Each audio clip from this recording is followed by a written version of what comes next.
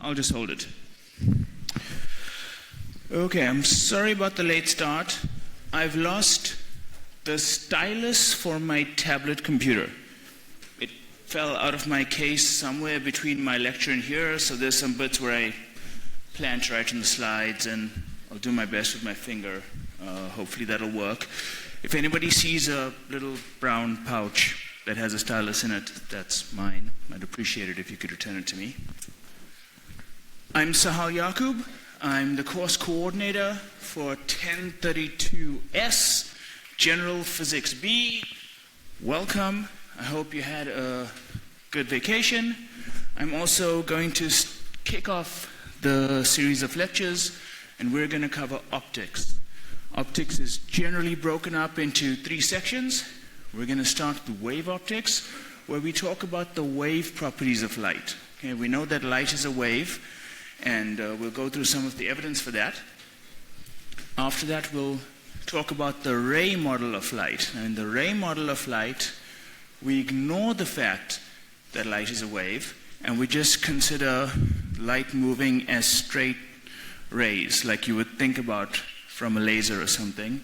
And we'll use that to gain a better understanding of lenses and optical instruments, and why when you look at a swimming pool, like where you see something at the bottom, right, of something underwater, if you drop something in the sink, where it looks like it is isn't exactly where it is, and so we'll figure out why that is. And then finally, we're going to talk about optical instruments. So we're going to talk about microscopes and telescopes and the limits on them and how they work, because you might need that as you continue your career as a scientist. So there's some contact details. The other lecturers in the course are Dr. Tanya Hutton and Ms. Maria Ojdanic. And your tutors are continuing from last year. That's Jake and Camille, so I hope you all know them. And they'll be in touch with you with their contact details and their consultation hours, and they'll probably set aside an hour a week for you guys to talk to them about the weekly problem sets. The weekly problem sets will be done according to the lottery system that I assume you're all familiar with from 1031. So I'll generate some random student numbers, and if you've marked yes on VULA that you have done the work, then you should come hand in your weekly problem set to me at the beginning of the lecture. The tutors will take it away and give it back by the end of the lecture. And if you have marked yes that you have done the problem set, but you haven't done the problem set, then you will lose all your marks up until the point. Okay, so it's to your benefit to not be dishonest when you're clicking the validation on VULA as to whether or not you've done the work. And please try to do the work. Even if you can find solutions to the questions somewhere else and get the hand in that way, these are problems that are supposed to help you understand what's going on. And so don't try to just learn how to do the problem. Try to learn what's behind the problem. Come talk to me, talk to the tutors. We want you to understand what's happening, and I really hope you guys will enjoy the course. In particular, I've set aside Meridian on Mondays, where you guys can come see me. I'll make sure I'm in my office. You can come see me at any time. So if you want to chat with me, send me an email, come up, we can have a chat about what's going on in the lecture, what happened in the weekly problem set, what's going on in a whiteboard tut. Okay, don't be shy. So we have the tutors, chat to the tutors if they're helpful, but you're also welcome to just come chat to me, right? I'm not going to be like, did you talk to the tutors? If you didn't talk to the tutors, that's not my approach. So please feel free to come by. If nobody ever comes to see me on Mondays, I might start leaving my office during that hour. So it might be to your benefit to just shoot me an email anyway if you know you're coming on the Monday. But I'll do my best to try to be there. Okay. Any questions? Great. That does not look how it looked on my computer. This is going to be an interesting lecture. We've got no stylus and slides that look different. Okay, so do you guys know what a CD is? Like, before like MP3 players and Apple Music and stuff, that's how old people like me used to listen to music. So, unfortunately, this doesn't work as well with an MP3 player. But, questions? Guys? Okay. So what color is that CD?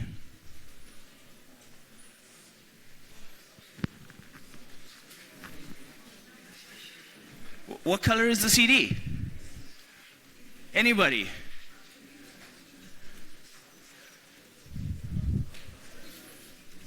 Any guesses?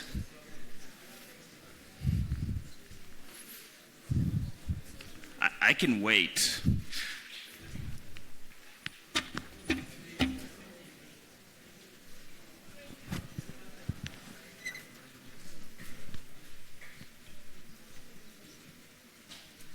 Like, I can seriously wait. And, like, you guys have to have some guesses. CDs, many different colors. We have many different colors. Any other options? So I personally, and I might have an advantage over you because I've seen many CDs, I would say a CD is silver. Okay. If I look at it, I would say that it's silver, but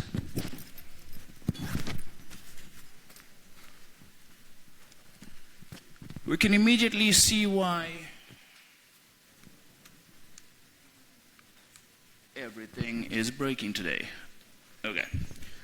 We can immediately see why one might think it's many different colors, because in this photograph, we see the CD reflecting different colors. And one of the reasons it does that is because light has a wave nature. And that's one of the things we're going to understand by the end of the course. Okay, this other picture down here, that's not quite as good as soap bubbles. And I imagine everybody has seen bubbles. Okay. And nobody's really going to argue too hard that bubbles are transparent, generally. But sometimes you see colors. Okay. So why do we see those colors? We see those colors because of the wave nature of light. So let's talk about waves a little bit. You guys have done waves, so this first bit should all be very familiar. Okay. So this is an example of what we would call a transverse wave. And it's transverse because the wave is moving that way, okay? And you can tell it's moving that way because of the arrows that are pointing that way. Obviously, it's a picture. It's not moving, okay? But the thing that's waving is moving up and down, right? So the thing that's actually waving is in a transverse direction to the motion. So that's a transverse wave. And then let's see if this thing will register my finger, not in the way I want it to. Okay, so this is where we start to run into problems because I dropped my stylus on the way down. But, so what do we know about waves? Does anybody remember characteristics about waves? So we have a wavelength, right? So the wavelength is like the distance from here, and then I'm just gonna move my finger forward and you guys tell me to stop when I've gone a wavelength. I'm not even looking, so it might not be straight, but you guys tell me this.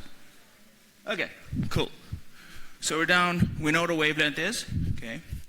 And then there's the frequency, and the frequency is the number of times this person does a full motion, right? From the middle, up, down, back to the center. And we normally measure that in number of times per second. Okay, so the frequency is the number of waves per second, and the wavelength is the length of one wave. And if we multiply the length of one wave by the number of waves per second, we get distance per second. So we get the speed at which the wave is traveling. Right? The frequency times the wavelength gives us the speed at which the wave is traveling. All good, easy, revision, right? If you're not asleep, raise your right hand. I appreciate your honesty. Those of you who kept your hands down. Transverse waves are kind of the same thing, except the thing that's waving is waving in the direction of the wave, right? So again, we have our nifty arrows telling us which way the wave is moving. And so here we have the spring being pulled apart, and here we have the spring being squashed together, and one wavelength would be from the center to the center. Okay, so we have transverse and longitudinal waves. In nature, an example of a transverse wave would be waves in water. Right? So if you just drop something into a pool of water, you'll see waves, and that's because the water is moving up and down. But you'll see a direction. Also, you'll see the wave moving out from where you've dropped something. Longitudinal waves, a good example is sound. Right? So sound waves are longitudinal waves. When I speak, this now gets a bit complicated because we go through the microphone. So I speak, I compress the air pushes on other air, and the wave goes forward. That pushes on a little metal thing inside the microphone. And then there's some E&M stuff that Maria will talk to you guys about. But basically there's some electronic circuitry that converts those compressions into an electrical signal. They get to the speakers, and the speakers then vibrate with exactly the same pattern as I made in the air when I was speaking. And that vibration goes into the air again and gets to you guys. So sound waves are longitudinal waves. So when we talk about waves, I'll show you some pictures like this, where I'm talking about a view from above. Now that doesn't necessarily mean we have a longitudinal wave. That's just a representation where the dark lines here correspond to the peaks in the transverse view, and the white bits correspond to the troughs. And there's kind of a 3D thing of this wave moving through.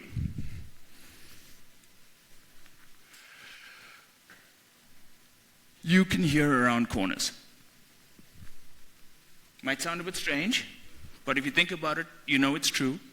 If I stand outside the back door there and I say something, you might be able to hear it down here, right? You don't need a straight line. Okay?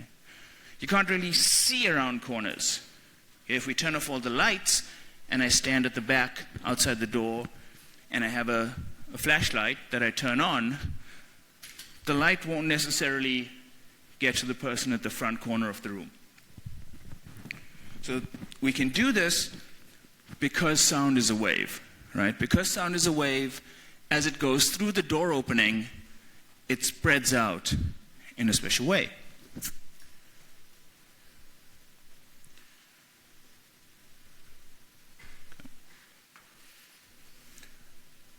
So, okay, randomly brought up this thing. We can hear around corners. We can't see around corners. And then I said, well, you can hear around corners because sound is a wave.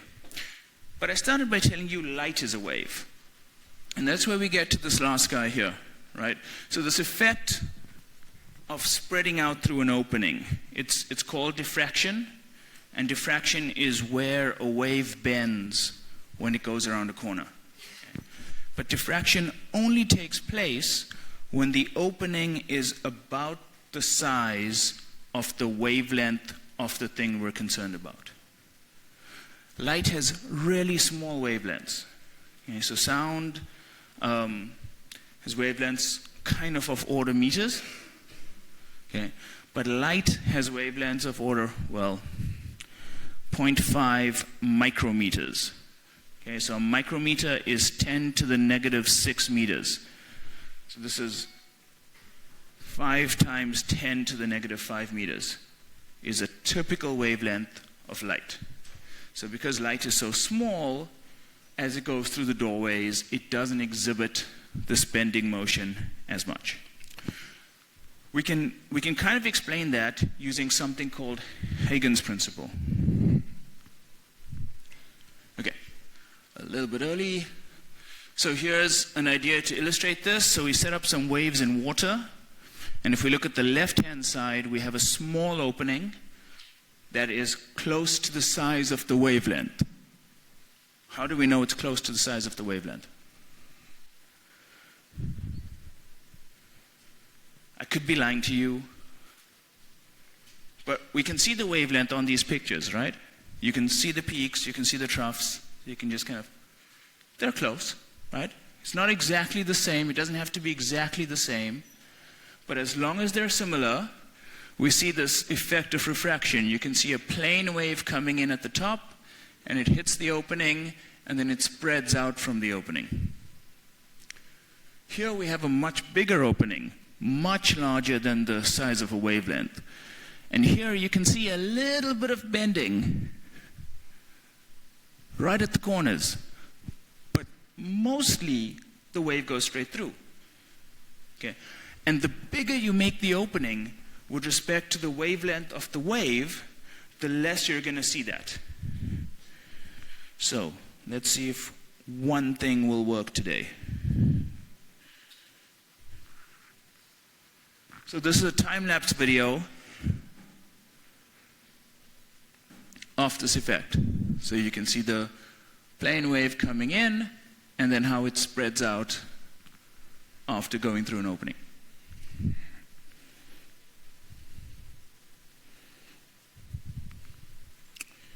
Right. So this can be understood in terms of something called Huygens principle. So Huygens was a physicist some time ago, and he came up with this idea that we could geometrically describe the propagation of waves. So propagation is kind of a big word. It just means how waves move, right? How they propagate. And what he said was that if you have the source of a wave, so imagine if I took an eyedropper and just dropped it into a puddle of water, and I just drew concentric circles around that, that would describe the motion of the wave.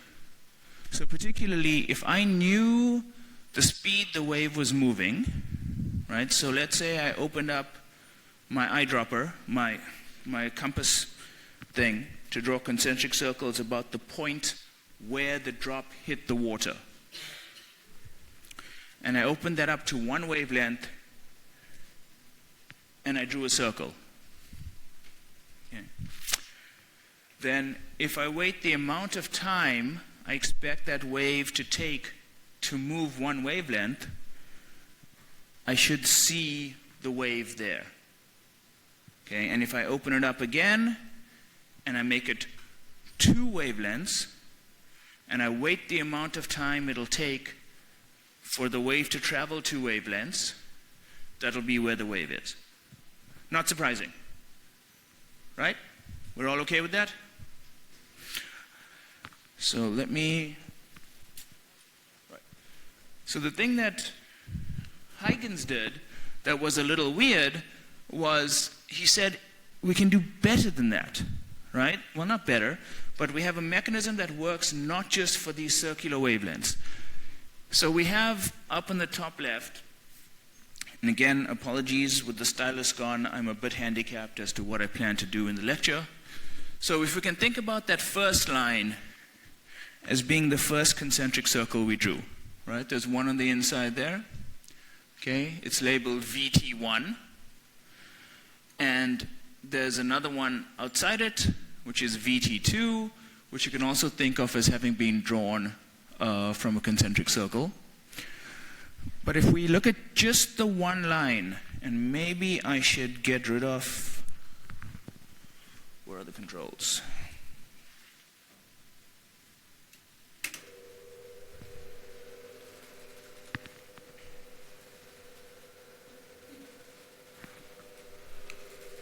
Oh no, they didn't clean the blackboard.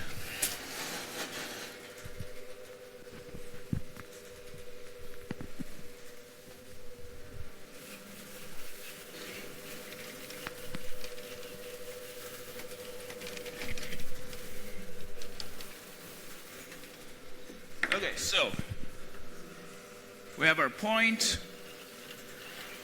We can draw a perfect concentric circle exactly centered on the point.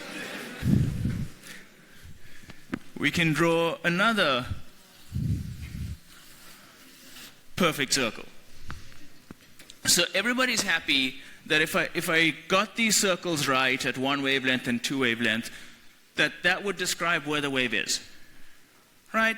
So like, okay, that's like, why is this guy getting this thing named after him? Like anybody can see that.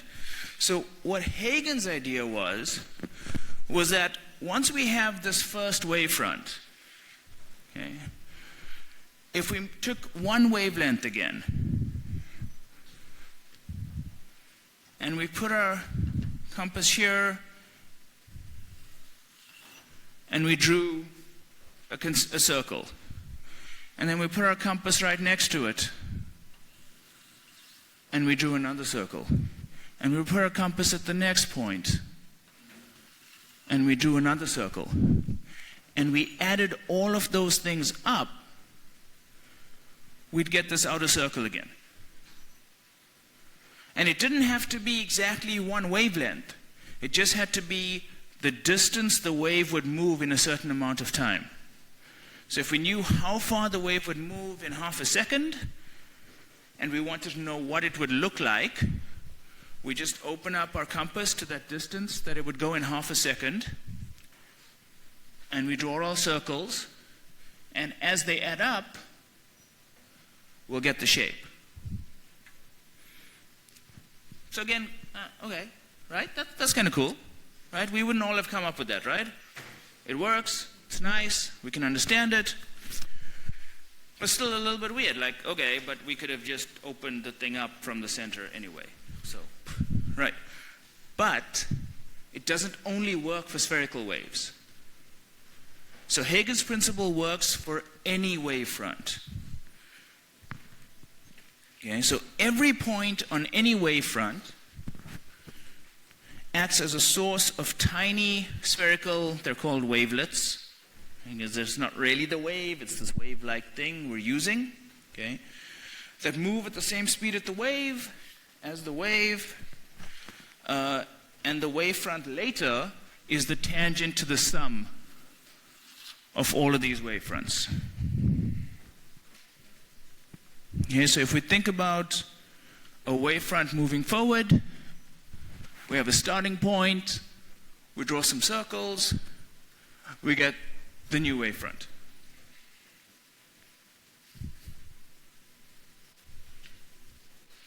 And there's the cylindrical one that I spoke about already.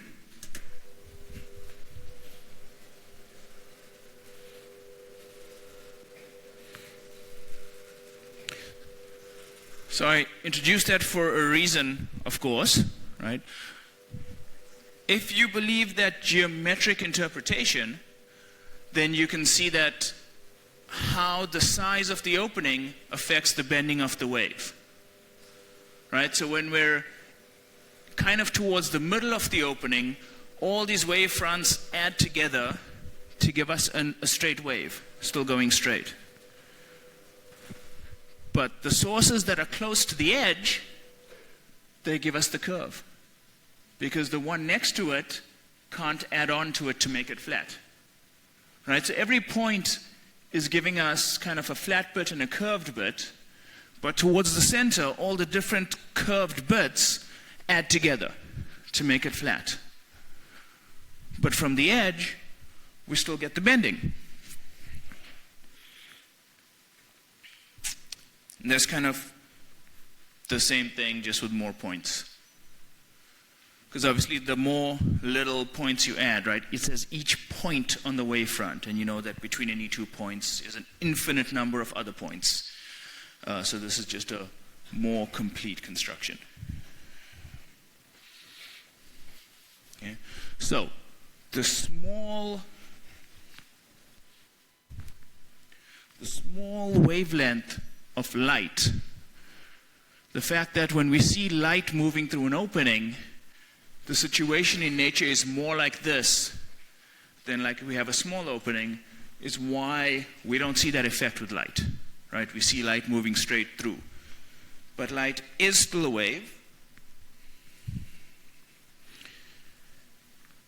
And that wave will split if we have a narrow enough slit. And hopefully somebody has left us a narrow enough slit.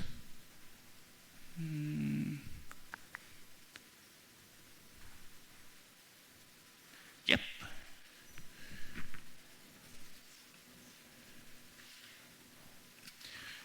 So let's play with the laser. Ooh, pretty. That's not what we want.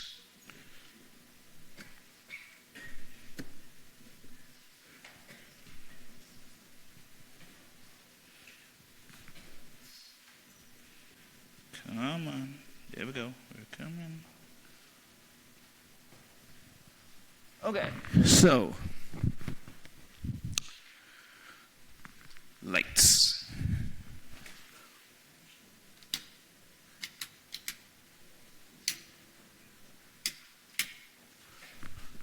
Okay. So we have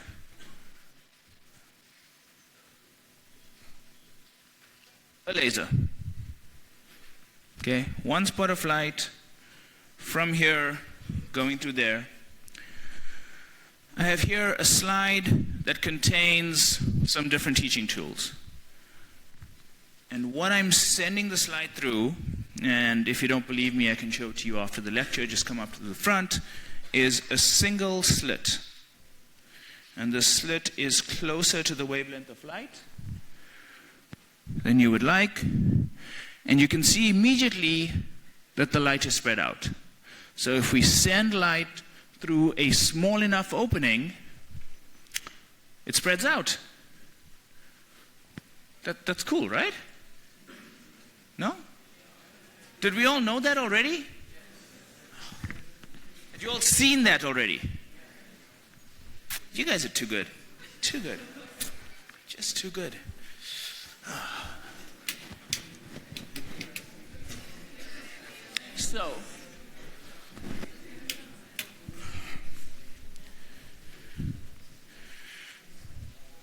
So just in case, I guess you guys know this anyway, right? The things that are waving in a light wave are electric and magnetic fields. And there's that thing in the brackets there. It's not really important for you guys in terms of something in an exam, but it's really, really, really cool. And so you should be excited as scientists that light is the only wave that doesn't need a medium to travel, right? With sound waves, the air is waving, and with water waves, the water is waving, and with light, it's just these electric and magnetic fields. And that's why light can get to us from the sun. So that's kind of cool. Anyway, so here we can look at the spectrum of electromagnetic radiation. Okay, so the spectrum means the various different wavelengths. Okay, and wavelengths are directly related to frequencies because light moves at one velocity in vacuum. Okay. So visible light is this range here, from red to violet. If we're at higher wavelengths than visible light, that's the infrared and radio waves, where you listen to the radio. Do you guys listen to the radio? Where your Wi-Fi router broadcasts your Wi-Fi signal. And then on the other side is the ultraviolet, the X-rays, and then gamma rays are what we call high energy radiation. Okay? So in a vacuum, all electromagnetic radiation travels at one velocity. 3 times 10 to the 8 meters per second squared. Always. The wavelength of visible light is about 400 to 700 nanometers. But like a couple of slides ago, I said it was like 0.5 something or other. So that was 0.5 micrometers, which would be 500 nanometers. So it was kind of right. Okay, micrometer is 10 to the negative 6 meters. A nanometer is 10 to the negative 9 meters. And remember right at the beginning, we spoke about how frequency times wavelength is velocity. So if we take the velocity and divide it by the wavelength, we'll get the frequency. Okay, so obviously this is kind of sort of an average because there isn't one wavelength. There's a range of wavelengths, but the frequencies are around 10 to the power 14 hertz. Questions?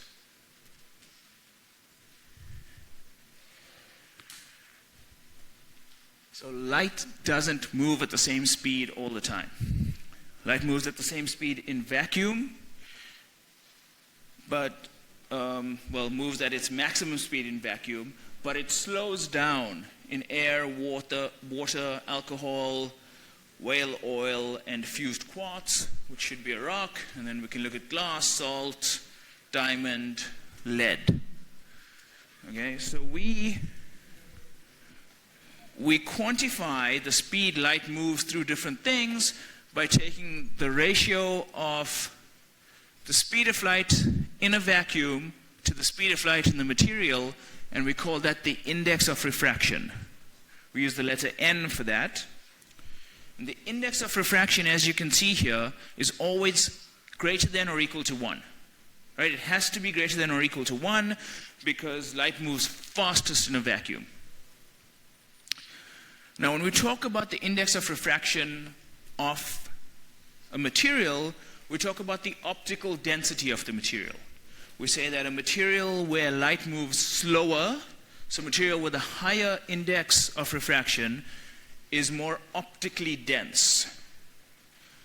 That is actually different to it actually being denser, right? So normally when you talk about density, you're talking about mass density. Optical density and mass density are not exactly the same thing.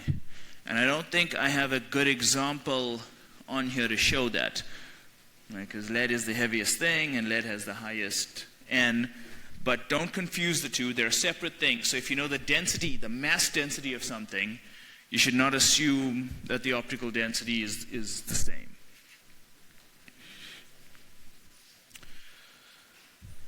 Okay. So what happens when a wave enters this medium? So here we have our wave in vacuum, and then our wave enters this medium, and then the wave goes out again. So the speed changes. And as you can see on the slide, I claim that the wavelength also changes. Why do I claim that the wavelength also changes? Well, that's because the frequency depends on the source. If we go back to our first picture and we have our person waving their spring, right? The frequency on the wave depends on how often they're waving the spring. The wavelength depends on the spring, depends on the medium, depends on what's happening to the thing that's waving. And so, because velocity is frequency times wavelength, and the frequency stays the same, and the velocity is changing, and we see this, we can measure this, then we know that the wavelength must be changing. And if we can go through the same little bit of mathematics, and we see that the wavelength in the medium is the wavelength in the vacuum divided by N. So as the wave enters a medium, it slows down, and its wavelength gets shorter. Okay? Any questions? I have a question. A light wave travels as a plane wave from air into glass. Which diagram is correct? Who thinks it's A, B, C? Cool, take some time. Let's go through that again.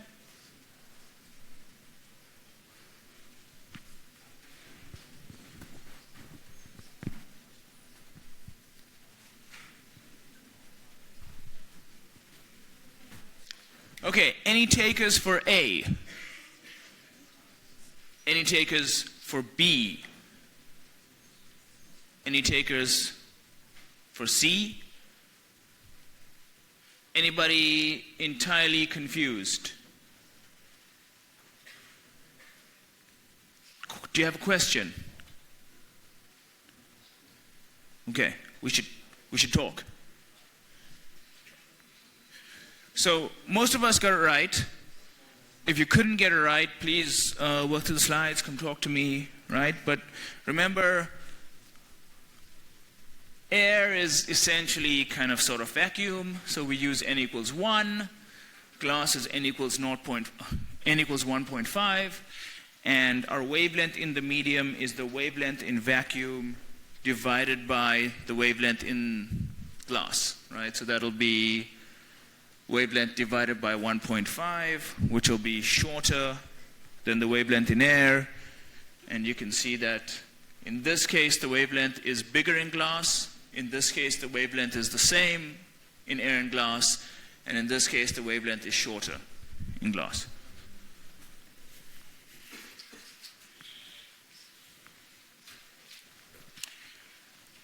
Now that change in velocity introduces another thing that is special about waves. When a wave moves from one medium to another, it bends, but it doesn't always bend, right? So if the wave goes straight in, perpendicular to the surface, then it'll keep going straight. It won't bend at all. But if a wave goes through a medium boundary like this, between mediums 1 and 2, let's say air and water, then since the wave fronts are perpendicular to the direction the wave is moving, part of the wave will enter the medium first, and if that medium has the wave going slower, that part of the wave is going to slow down. And as that part of the wave slows down, the other part swings around and goes further in the same amount of time. So the wave bends. Right? I don't know if you guys have seen construction equipment. There's this cool little thing called a bobcat. Has anyone seen a bobcat? It's a little thing you sit in, and the guy pilots it with 2 joysticks. And he turns by braking on one side and accelerating on the other. Right? So if I keep my right side fixed and I move my left side forward, I turn. And that's what's happening here. So as the wavefront enters the more optically dense medium, it slows down and the wave bends around. And the same thing happens if it leaves the medium, it'll speed up and bend the other way. Thank you for your patience today. Please bring me your registration forms now if you've completed them. I'll see you tomorrow. Sorry about the equipment mix-up today. Yeah, have a great day.